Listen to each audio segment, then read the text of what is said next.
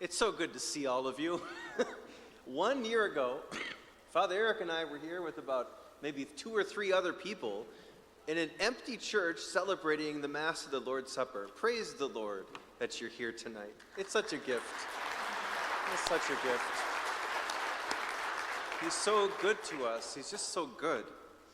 You know, as I mentioned on Sunday, on Palm Sunday, I want to talk about a very important book by Brant Petra, Jesus and the Jewish Roots of the Eucharist. It is a fascinating book, and as I've mentioned this last week, many of you have said that you've been familiar with this book or with the resources associated with this, with Formed, which is one of our online learning opportunities. Now, the main thesis of Dr. Petra is that the Jews of Jesus' day were not just waiting for a political or military Messiah. That's what we think, though, don't we? We think that, well, they were waiting for a military, political Messiah who would free them from Roman oppression, and then they would have a glorified city-state, or, a glorified country of Israel. So some of them thought that way. The Zealots thought that way. But most didn't. What they were waiting for was a new Exodus. Now, if a Jew is going to want to have a new Exodus, he or she would also want to have a new Passover, because the Passover meal was the feast in the Jewish liturgical calendar that celebrated or commemorated the Exodus event.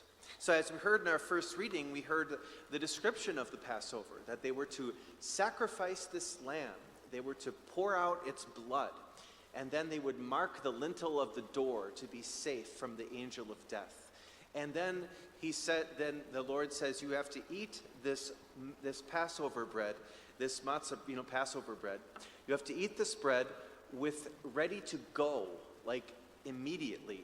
And what that's symbolic in the future is that there would be a feast that would be able to bring about a new Exodus, that would be able to bring us out of not just slavery in Egypt, but slavery to sin and death, to be delivered not just to the Promised Land of Canaan, but to be delivered to heaven. That is what is being foreshadowed here in this feast of Passover. So what happens in the Passover meal is that Jesus does something different than had been done before with the meal. In the really old days, there would be the father of each family, because the father's like the domestic priest, and he would buy this lamb, and then they would slay it, and they would eat it. But after the golden calf incident, this whole function of pouring out the blood of the lambs was brought to the temple. So you can imagine that in the context of Jesus in the Last Supper, there are literally hundreds of thousands of lambs being slaughtered and their blood being poured over the altar in the temple of Jerusalem. That's why everyone needed to go to the temple. That's why in the Gospel of Luke and other Gospels, it says constantly all the time, remember, Jesus had to get to Jerusalem. He's making his way to Jerusalem. In many ways, the Gospel of Mark is simply a summary of a couple teachings Jesus did and his passion narrative. That was the whole point of Jesus' ministry. So anyway, going back to the Passover meal, the father would normally explain when they brought out the bread that this is in commemoration of the first Passover. He would go into a description of what happened, that God delivered his people from Pharaoh and drowned them in the sea and brought them to be given the law, the desert, and so on. But now, Jesus does something different, something new. He identifies the bread not with the first Exodus, but with a second and new Exodus.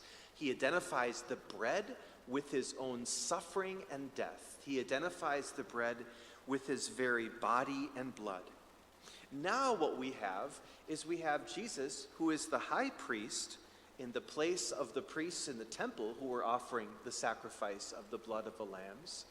Jesus is now the high priest offering the sacrifice of his own body and blood, which would be the most definitive way to sum up the sacrifice of the Old Testament. So now Jesus is identifying the paschal lamb with himself, because Jesus is called what? The Lamb of God. Jesus is now the Lamb of God. Now, this is what blew my socks off when I was reading about this. What just made me so amazed is that in the understanding that the Passover sacrifice, this worship that was offered to God, this Passover sacrifice was not complete simply with the death of the lambs. There had to be something very important to complement that, to complete the Passover sacrifice. And that was eating the lamb. If you didn't eat the Passover lamb, you didn't participate in the fullness of what Passover meant. And the same thing is true in our faith today. And this is why we do what we do here at every Catholic church, here in this Catholic church, week after week, day after day. We simply carry out the command in its fullness that Jesus gave us. This command for him to be the new Passover lamb. And we obey his teaching by eating the Lamb of God, and thus participating in his sacrifice at Calvary, just as the Jews participate and still participate mystically in the first Exodus, when they remember the Passover at their Seder meal as well. So just as the ancient Jews saw the Passover as a participation in the Exodus from Egypt, so too did St. Paul and the other early Christians see the Eucharist as a real participation in both the Last Supper and death of Jesus. So that's our history lesson for today. But I want to just conclude with ask the rhetorical question, well, why does this even matter? Well, in the context of our world today, as we begin to seriously open up life after COVID in a safe way, and we have to remember that something has been missing from the experience of live streaming. Now, hello, live streaming people, we love you. We want you to continue to be able to watch these masses. But you and I both know that something's missing. It's the Lord's real presence. It's the chance for Holy Communion. It's the chance here at this Mass to experience the physical presence of Jesus Christ. That's what God wants to give to us, his real, physical, spiritual presence. And that was something so important that our wonderful Archbishop fought for it, along with some other good Lutherans as well. They fought to have the Mass opened up for worship as soon as it would be possible to do so. And so it was something worth sacrificing for. The Eucharist is something worth being inconvenienced for, so you can come to Mass. So please, come back to Mass. Please come back. We all want to have you here, because only at Mass, or when you receive communion, can you complete the sacrifice of Jesus' work on the cross. Only by eating the lamb do you fully participate in the sacrifice of Jesus on the cross.